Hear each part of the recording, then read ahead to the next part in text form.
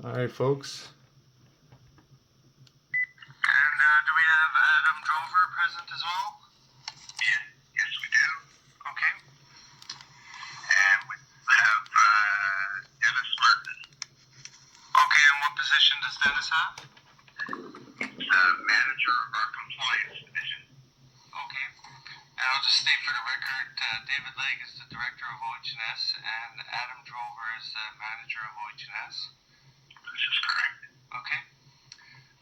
David, the reason why I requested this conference call was I was almost killed at work, and it's very clear that there's been a botched investigation. There's been a major cover-up here,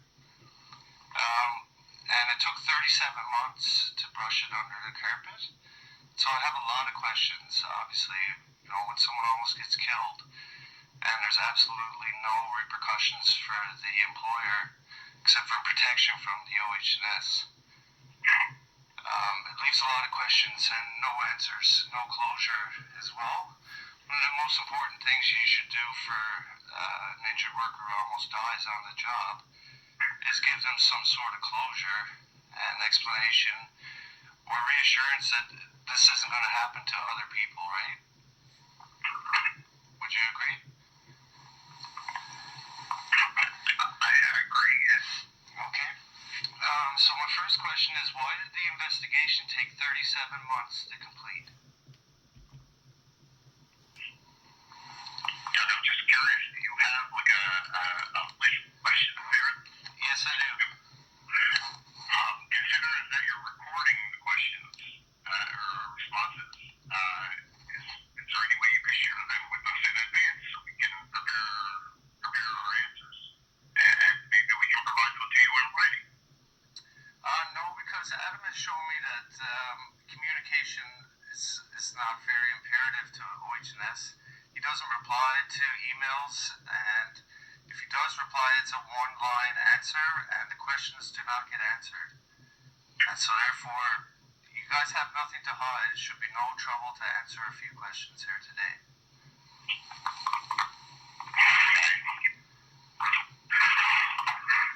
Is there a valid reason why it takes 37 months to complete a near-fatal accident investigation?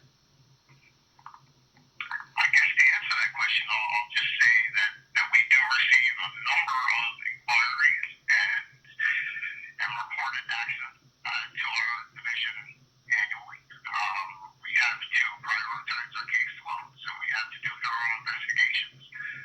I'm looking at the binder in front of me, and the investigation report is about 4 inches thick.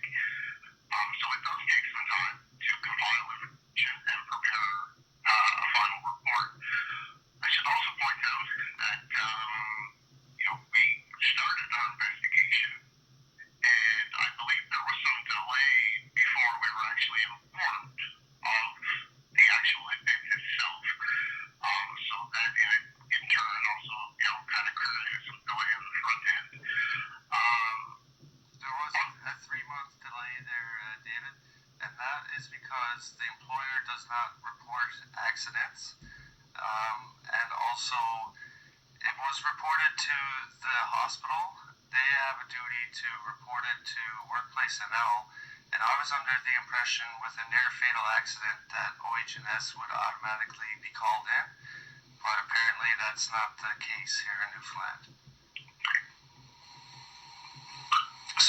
So September 15th, you were able to get started on it. From that point, so we could take 3 months off. It's still 34 months of an investigation. Yeah. It's completely unacceptable. I'll move on to the next question. Why was there no follow-up or involvement of the injured worker during or after the investigation? Just getting back to your first question, I'll also point out that we do have a timeline that we can follow under the OHS Act, and that allows for 2 years to complete an investigation where charges warranted. However, if we conclude during our investigation that we will not be going through a prosecution, we do have additional time to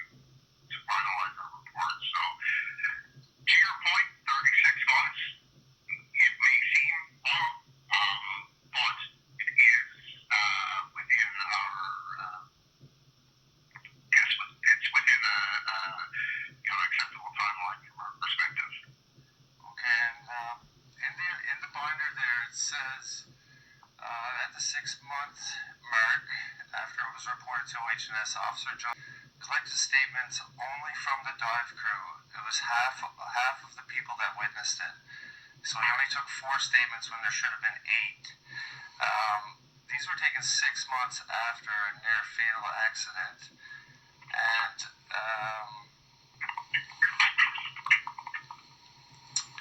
I lost my train of thought there.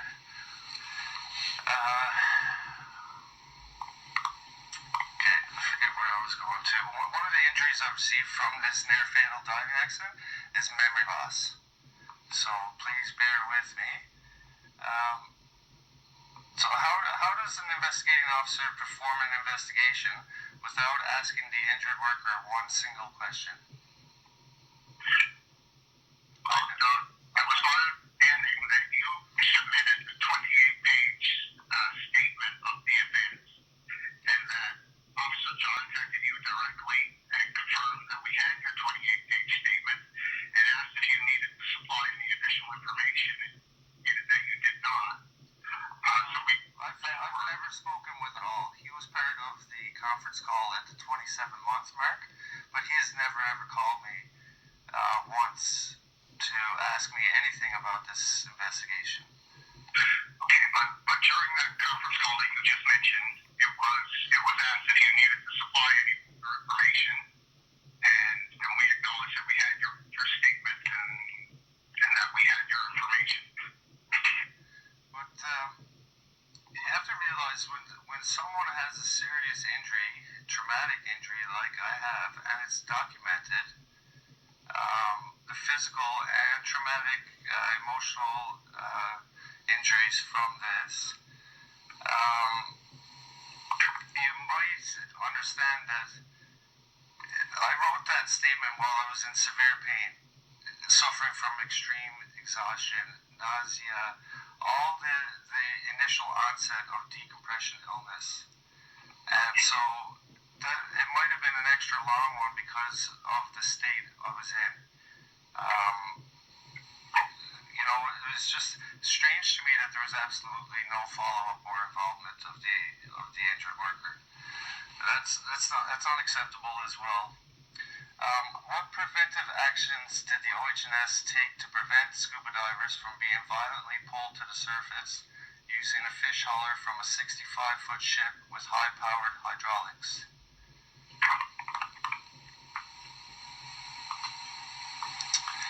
OHS's primary goal, it says right on your website, is accident and illness prevention.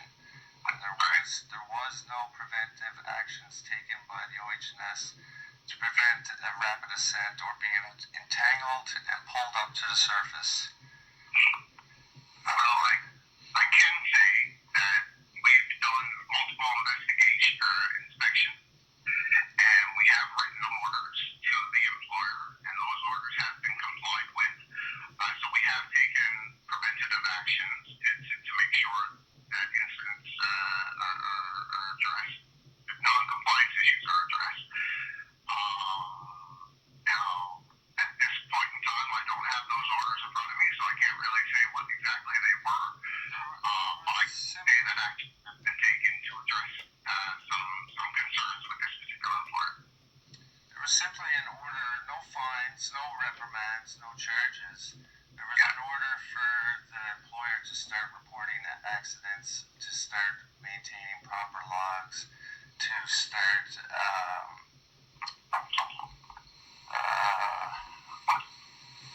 there was something else there, but it was less than a slap on the wrist, guaranteed.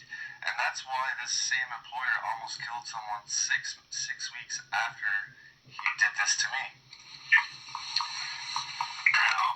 I'll just clarify, Doug. In Newfoundland and Labrador, we do not issue fines. Certain jurisdictions in Canada have the ability to issue fines under the legislation, but we do not. So what we do is inspections and ensure that any non-compliance issues are addressed. But we do not have any legislative power to issue fines. I'm not sure if the OHS is trained in taproot investigations, but I am. I'm not sure if you noticed, but I have an education in OHS. I have a certificate in OHS from the UNB, and I have experience as a safety advisor, 4 years experience. And so I'm very well aware of what an investigation entails, what a proper investigation looks like, and what a botched cover-up looks like as well. And I can clearly see that either the training is not there and it could be incompetency, but incompetency can be ruled out because I explained step by step to find out the rock solid, undeniable proof. This entire incident and all the incidents were recorded on my dive computer. Adam stated in his email that the CSA states the OHS is not required to look at dive computers. Can you show me where it says in the CSA that you don't have to look at the dive computer which holds the information, the proof that I was violently pulled from 92 feet to the surface in about 9 or 10 seconds? Is there anywhere in the CSA, or is that just something Adam made up? No, there was nothing made up. There's no specific reference to dive computers in the CSA. Exactly. That's something that Adam just made up then, obviously. No, what we're saying is that we have no requirement to seize a dive computer because we see the log books, and the log books contain the written statements of the information from the dive computer. Okay, and so you're well aware that men lie, women lie, dive computers do not lie. They cannot be altered or deleted. And a lot of times when an employer is facing charges, which he should have been charged in this case, he will lie to save his freedom and his contract with the salmon farm. The employees will also lie to save their employment. They're down in a little small town, there's no other work there. So they're going to lie to protect their employment and their best interests. Whereas a dive computer does not lie. You cannot delete it, you cannot alter it. And so it's just like having a video of a murder and saying, we know someone got murdered, we know there's a video of it, but we don't want to watch the video because we normally just take statements from the murderer and accept that as evidence.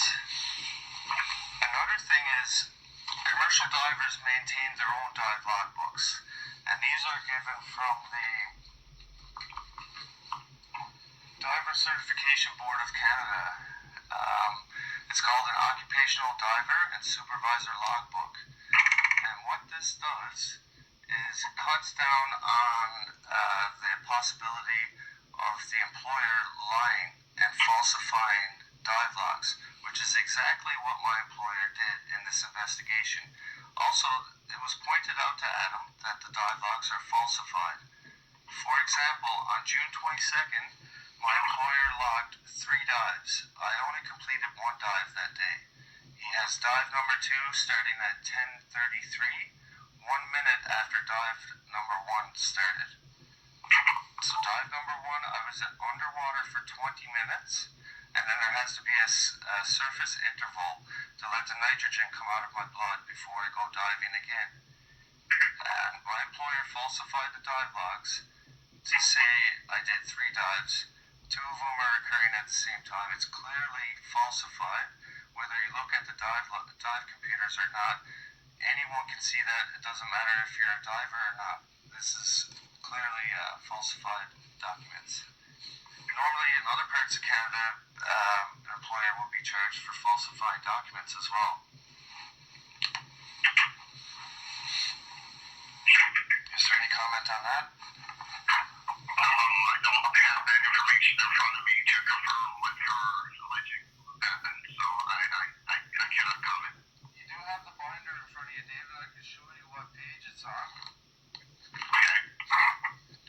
It's in the back of the book. Are you finding a page for us, sir, Doug? Yes, I am. Okay.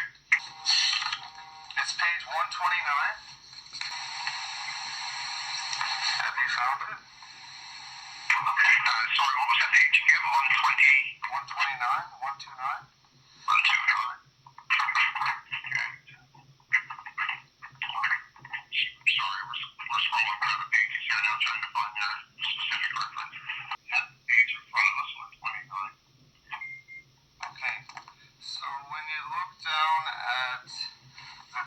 logs itself there in the middle of the page, you'll see maximum depth of dive, and just below that you'll see time left surface without pressurization. That's the time the dive starts, and it shows there 10:33.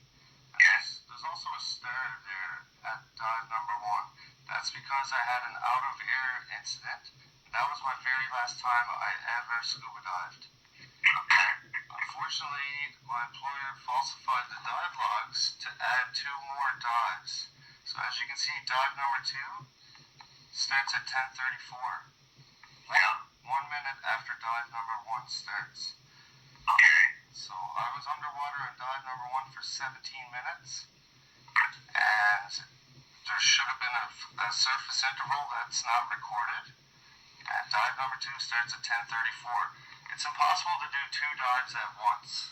You don't break up dives into multiple recordings on your log. From the time your head leaves the surface to the time you return to surface, that is your dive, and it gets logged that way.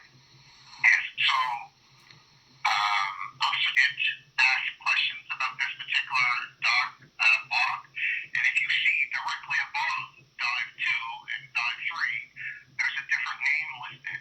For dive 1, it says dive 2 and 3, it says. So we were informed that these dives were actually completed by yourself. So we rolled out the falsification that you had indicated.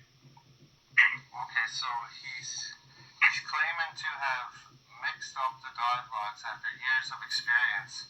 He all of a sudden does not know how to record a dive log. This is clearly falsified. I don't accept that excuse. So we'll move on. I was given faulty equipment, a regulator to breathe through that was recalled by the manufacturer for a safety defect. And that defect was the diaphragm freezing and the regulator free-flowing in cold water dives. Why wasn't this contributing factor investigated?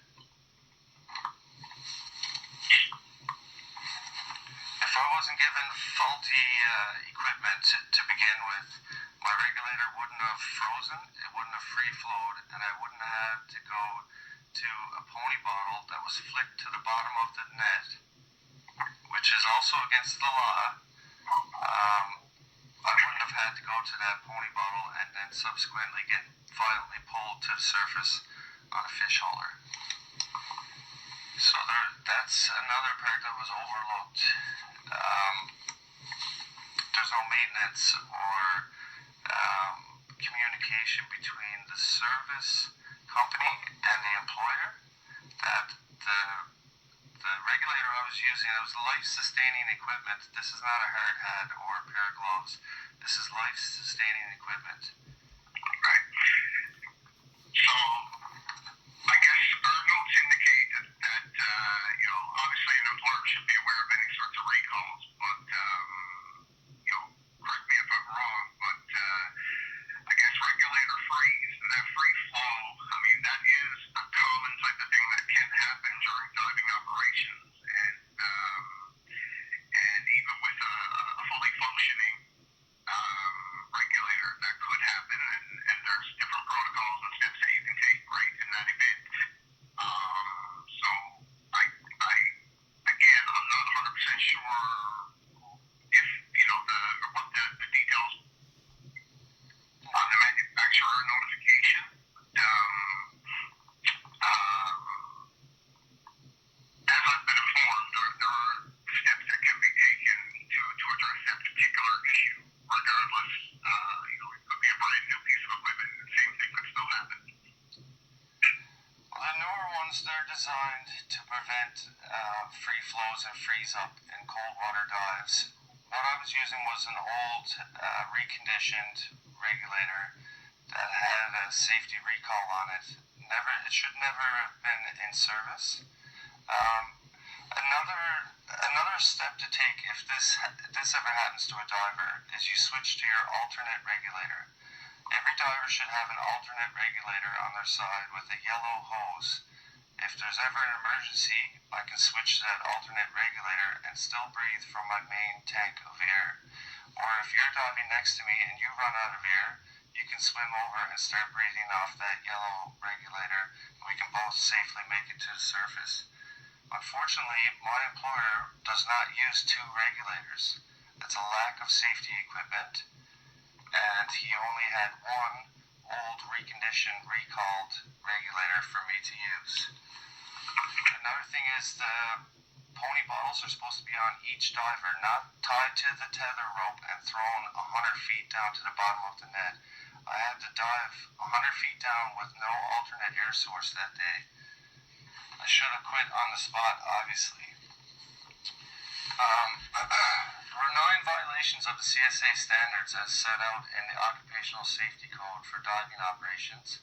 These were all clearly identified by subject matter expert and CEO of the Occupational Diving Safety Association. Steve Donovan is his name. He wrote a report for the OH&S. None of these violations were acted upon by the OH&S. Why were the safety violations ignored? The actual report that you're referring to was a summary report that was completed based on your 28-page statement. So we then had to separately verify other components of that and look at the evidence in total. So I will say that information that Mr. Donovan provided was based on what you had alleged to have happened, and we had to then kind of ask further questions to verify some of those things. And as I said at the beginning of our meeting, there were orders written for non-compliance issues that have been complied with. I have the orders there. It's 2 very minimal ones. There's no corrective actions at the back of the investigation. It's in the table of contents, but there is no corrective actions. Another thing is, who did you consult to figure out the questions you had about Steve's safety report? Because Steve is a subject matter expert, and he was told he will not be participating in this investigation. So he wasn't consulted. So who did you consult?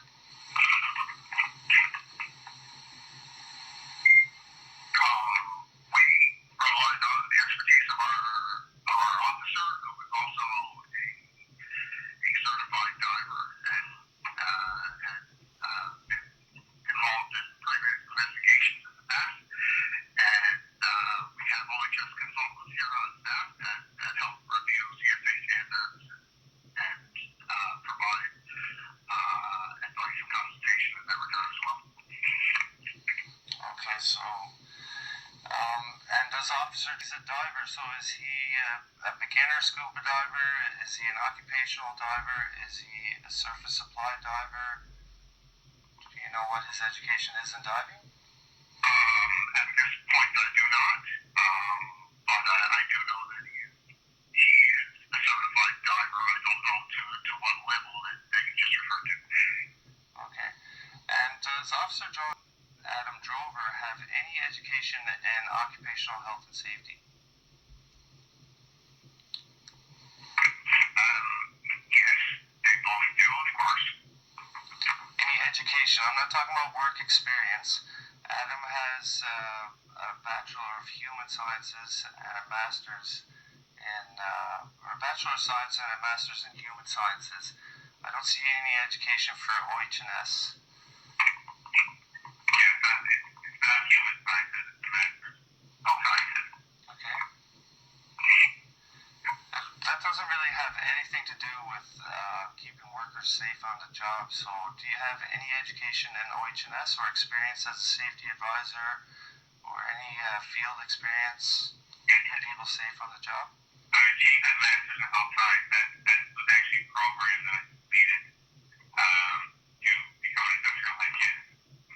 Industrial hygienist is a place that we have within Occupational Health and Safety Division here. You can work in government type jobs or privately consulting type work and whatnot. In that master's program, there are several courses that deal directly with occupational health and safety.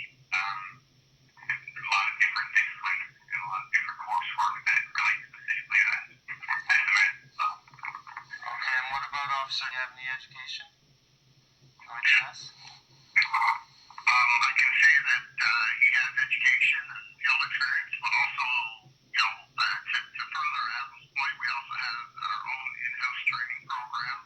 All officers do various onboarding activities. There's regular investigation training and professional development ongoing. So to answer your point, yes,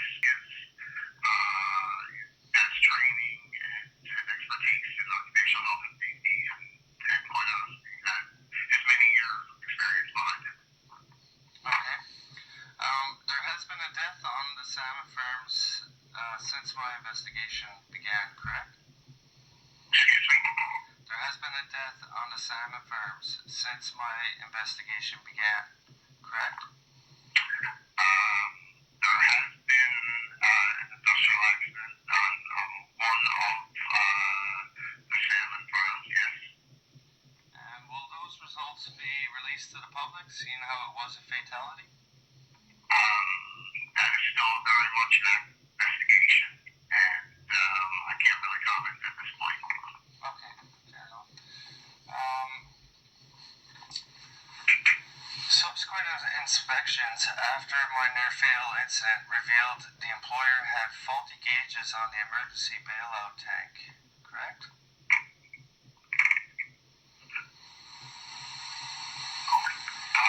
Response model you're referring to? Yes, I think that's one of the job. it was, yes. And so that's a sign that there's a continued lack of equipment inspection and maintenance by the employer, even after I was almost killed with a faulty regulator. He's still out there with faulty gauges on a piece of life-saving equipment. If someone needed that, they possibly could have drowned. Yeah, we identify that as another point that they should issue orders for it. There were no charges filed, though, right? Not on that finding, no. For that finding, no.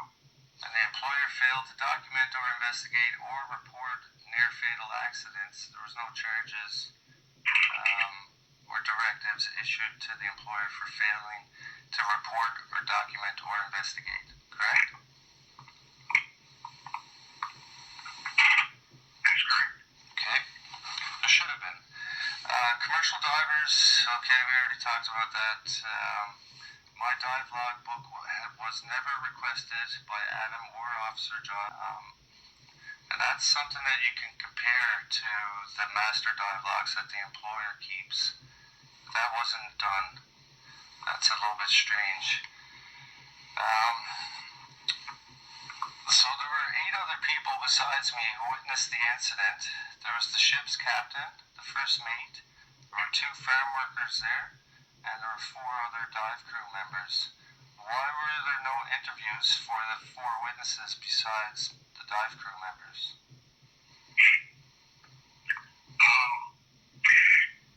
So we took statements for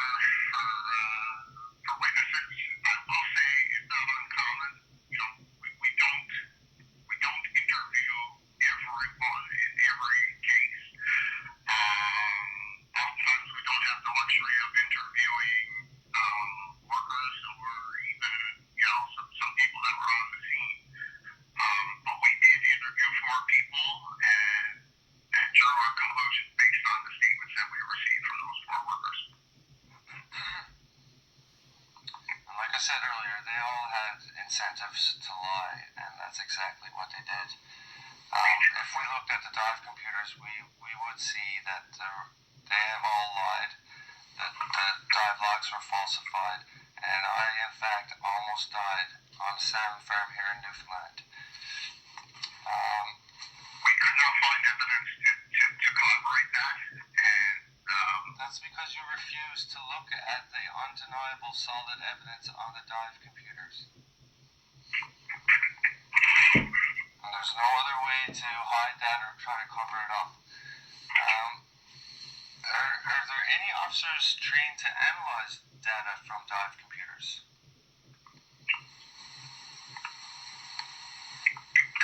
that something that the OHS has ever done in the history of OHS?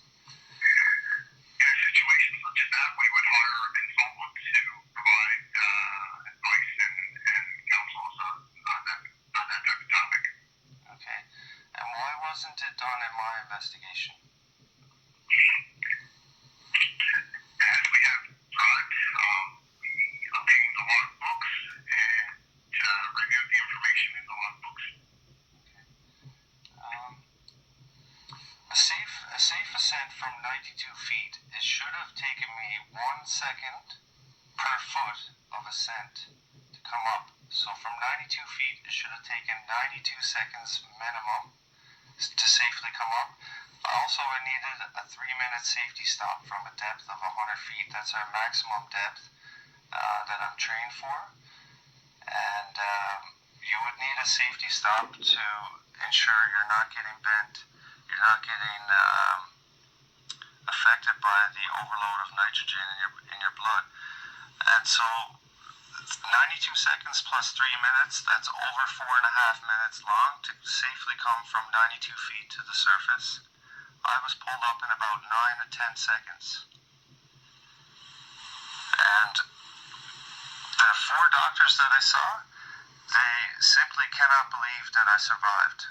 They've never seen a diver pulled up this fast and not die. They've seen plenty of divers come up from half the depth and half the speed that lost their lives. If this had been a fatality, would you have looked at the dive computer?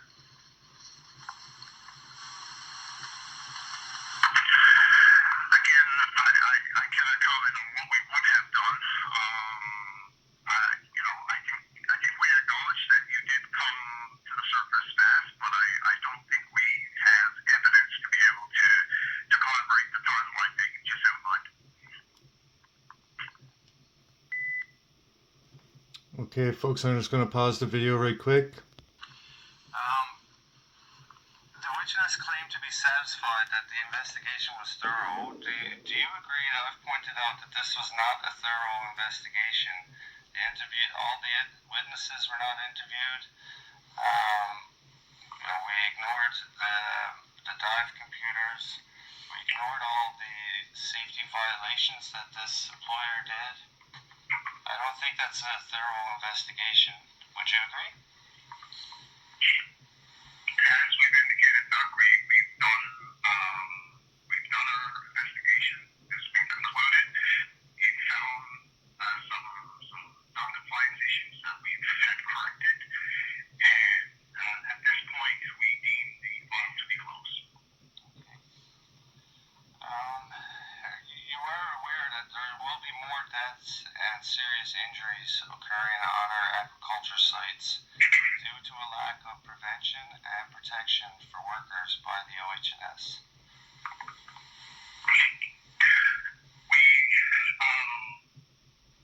We will continue to work with employers and the Agriculture Association to ensure that issues of non-compliance are addressed. Employers have a responsibility to develop occupational health and safety programs and to take corrective actions to mitigate risk. Employees have a responsibility to refuse unsafe work and to identify hazards to their supervisors. So there's various levels of involvement, various levels of responsibility in the occupational health and safety structure. But we will continue to do investigations, continue to investigate incidents, and try to promote safety within the industry. Okay. And you can confirm that my employer had no safety program whatsoever.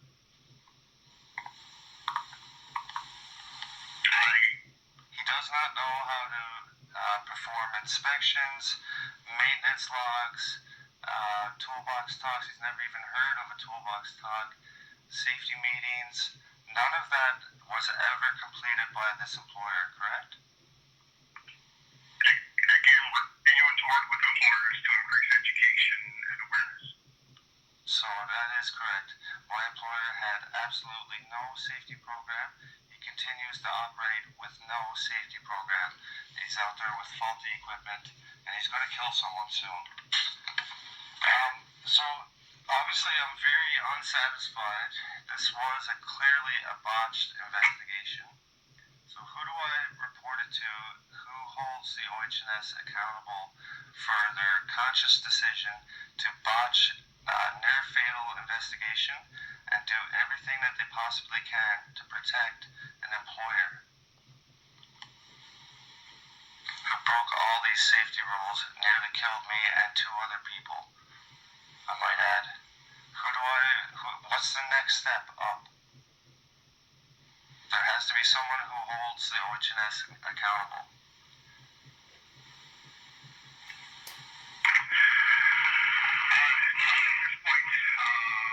I think you would have to address your concerns to me. I will determine if there are who it would be reported to. At this point in time, I don't exactly know off the top of my head. Okay, well, I've made it very clear, and that's why I've involved you in this, David. I've made it very clear that this is a botched investigation, and that the OH&S has not done everything they possibly can. They have not practiced due diligence in this case, and there was no prevention, there was no involvement, and there's no corrective actions to prevent this type of death from occurring in the future. I also have one more question. How do you explain the physical injuries that I have documented for an incident that the OH&S claims did not happen? How do you explain the injuries, the lifelong injuries I'm going to have? And you don't even know the injuries. That's another thing. The carelessness, the level of carelessness that Adam and Officer Joe shown is that they don't even care that I nearly died. They don't care that my eardrums are completely messed up for the rest of my life. They pop in and out non-stop all day long. I have headaches every day, pain in the right side of my head and behind my right eye.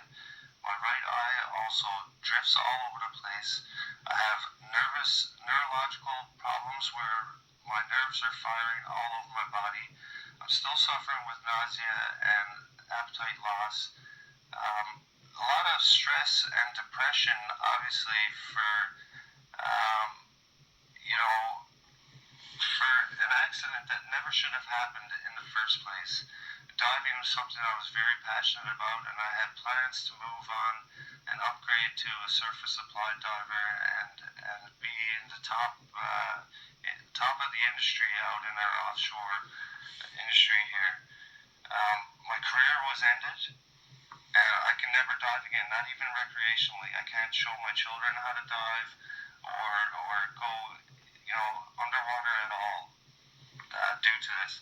How is all that explained when you claim that this incident did not happen? Just to clarify, Doug, we are not saying the incident didn't happen.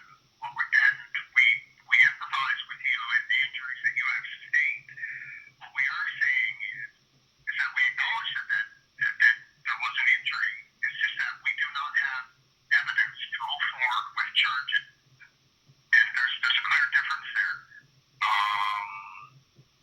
And again, there are many instances in this province where there has been an injury, but we do not proceed to trial with an employer.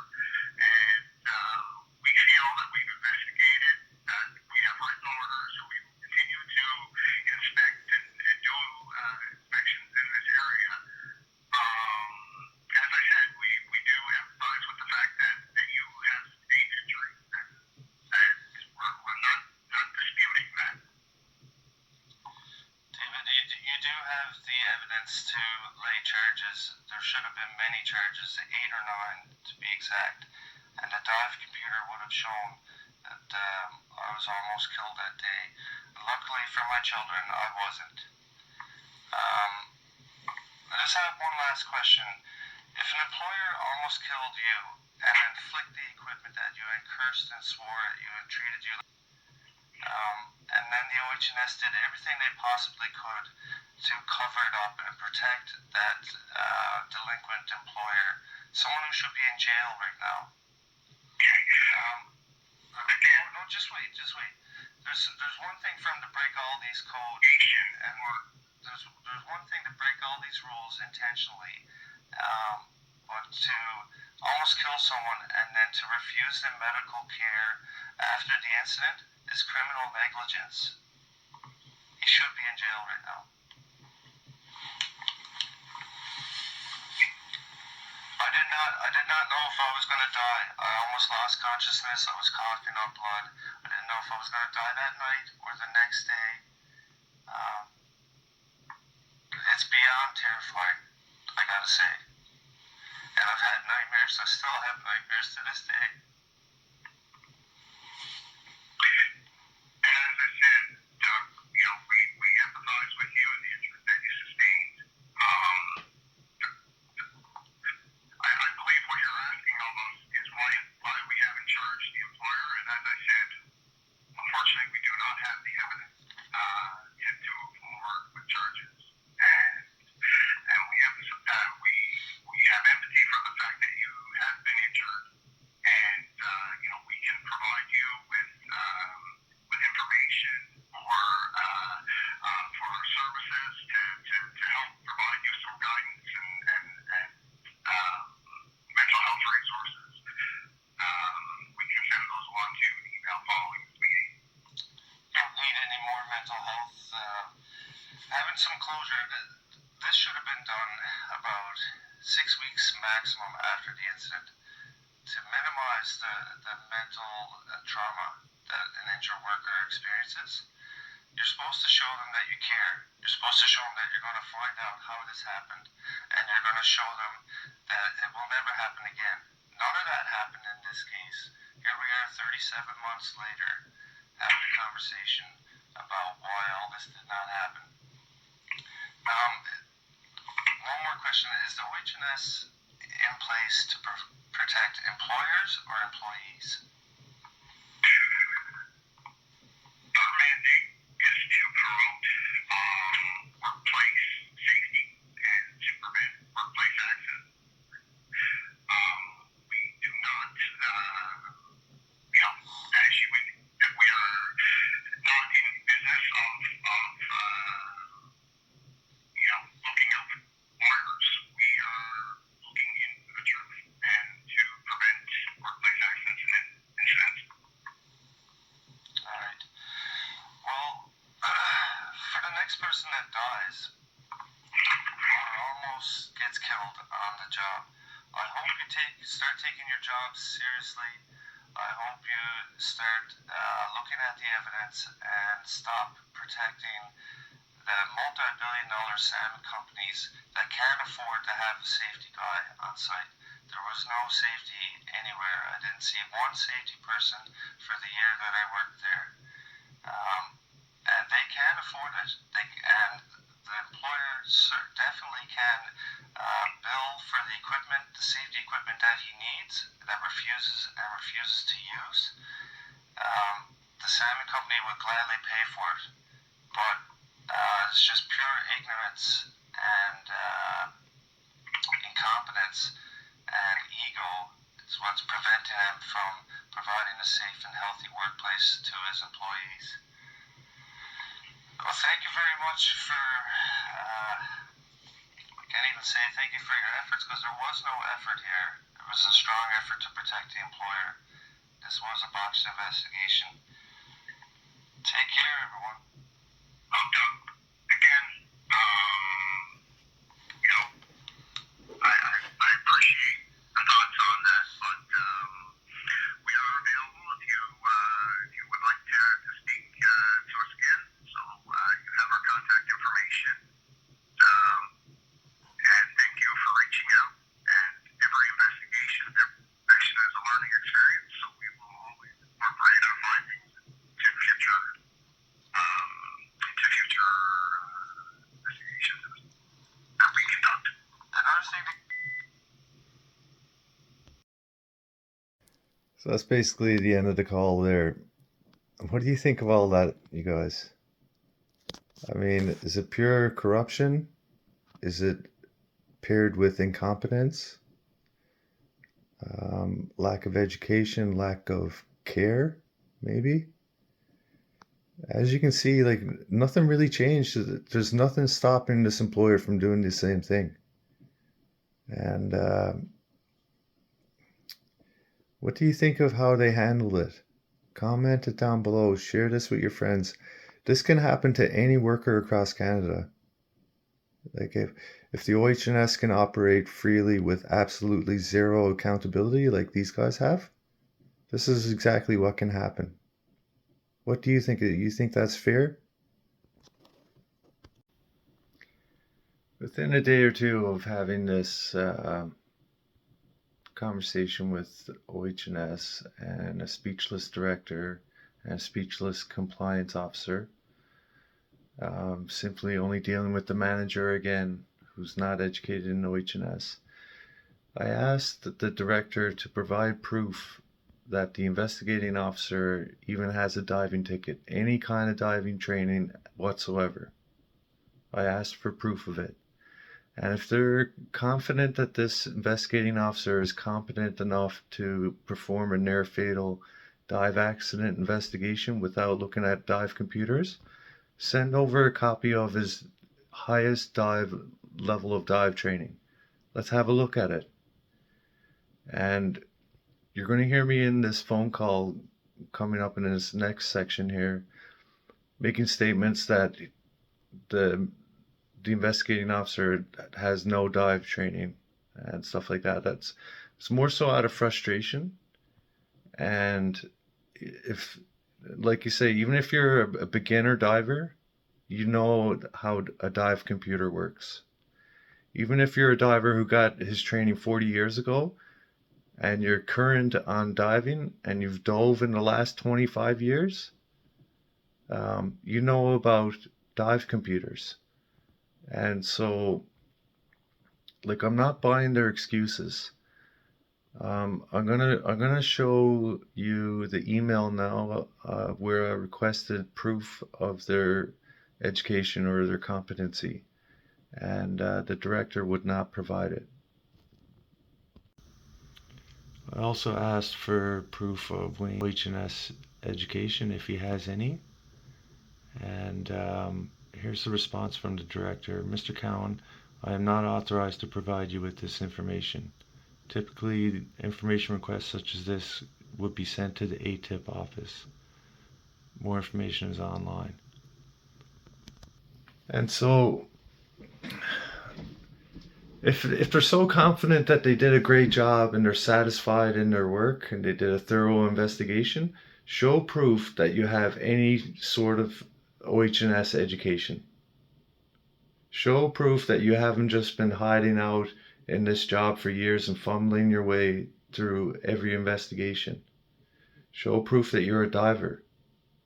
But they wouldn't. And so I got very frustrated. I didn't know where to turn. I looked around and searched all over for anyone in the government that could hold the OH&S accountable. The only office I could find was the Office of the Citizens Representative. And they're an ombudsman. But you're going to hear in this phone call, it's not a phone call, it's an in-person meeting. I brought along my handy dandy audio recorder and recorded everything. And that's exactly what you should do anytime you have to deal with a government agent or anyone who's investigating you or supposed to be investigating others. Always record everything, because you can see exactly what happens. And I should have recorded even the call at the 27-month mark.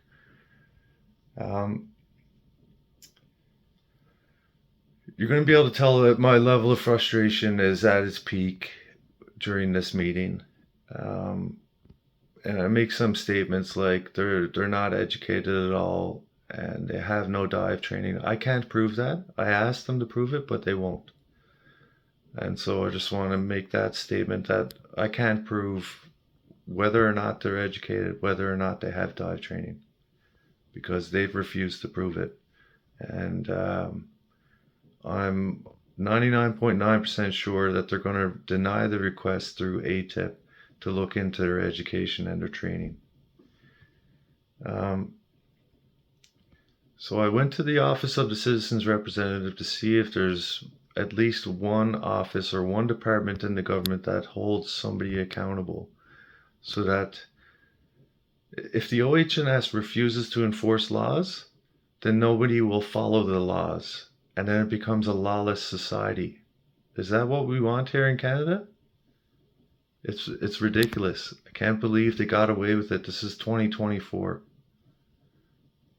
They dragged it out for 4 years. It happened in 2020, but here we are in 2024, exposing this to the world to try and get some help and fairness and protection for workers across Canada. Every single person in Canada and in the world has a right to go to work and come home safely to their family and their friends. Jobs are not to go and sacrifice your life for. It's a job to earn money and provide for your family. I'm going to show you it's a 45-minute meeting, in-person meeting, audio recorded. I'm going to play the whole thing. I'm going to put on the slideshow again.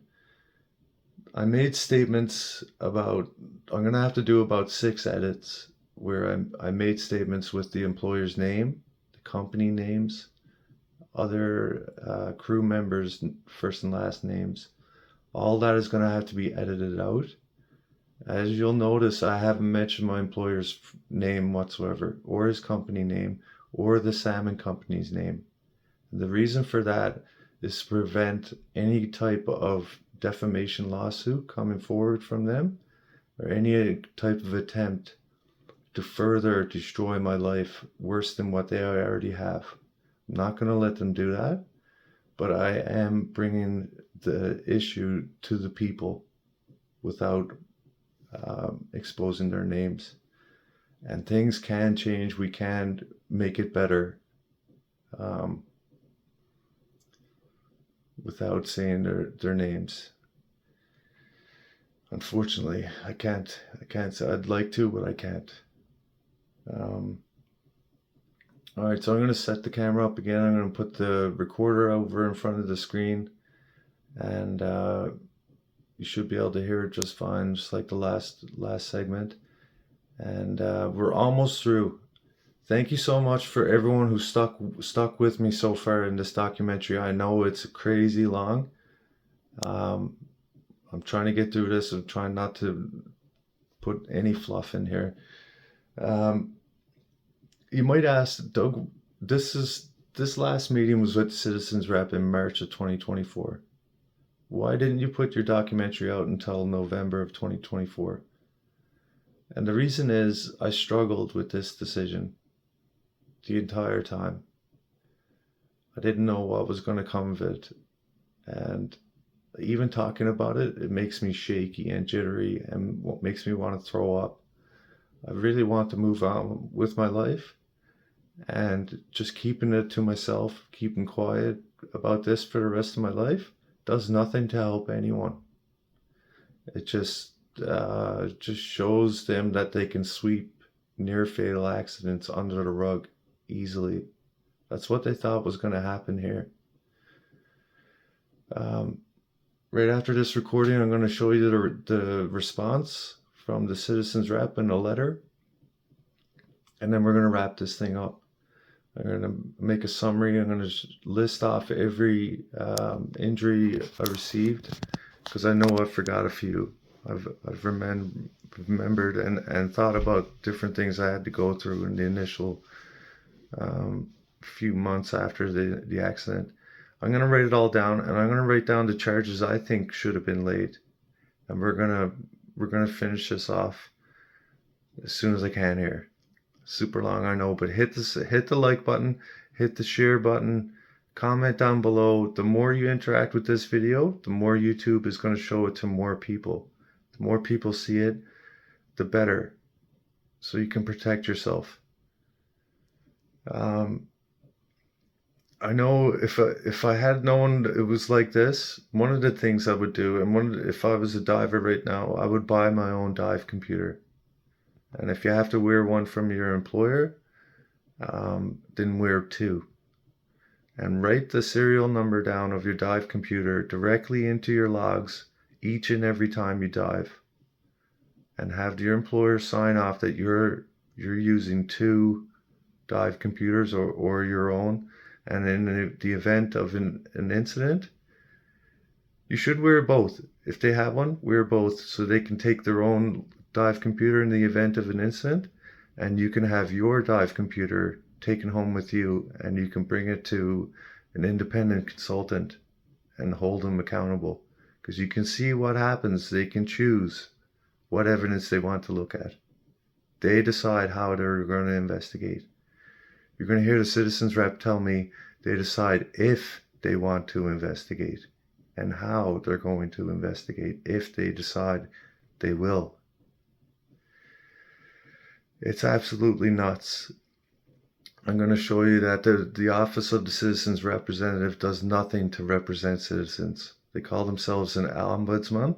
They don't do anything to help anyone.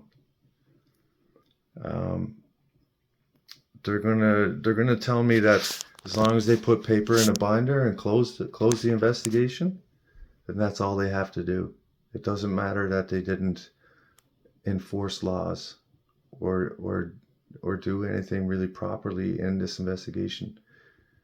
You're gonna hear a pile of excuses, and they're gonna tell me to share it with a whole bunch of people. That's why I want you to share it with as many friends and family as you can, worldwide.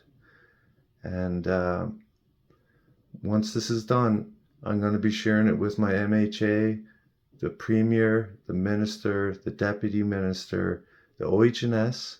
I'm going to let them know I made a documentary about them and about this whole incident. I'm going to let them know that hopefully they're going to be famous and that things are going to change rapidly here for the better for all workers in Canada and hopefully worldwide.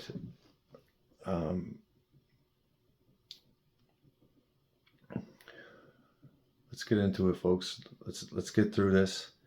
And I'm already feeling a ton of weight coming off my chest. I'm so excited to be able to move on. Let's make the call. Let's listen to this meeting here.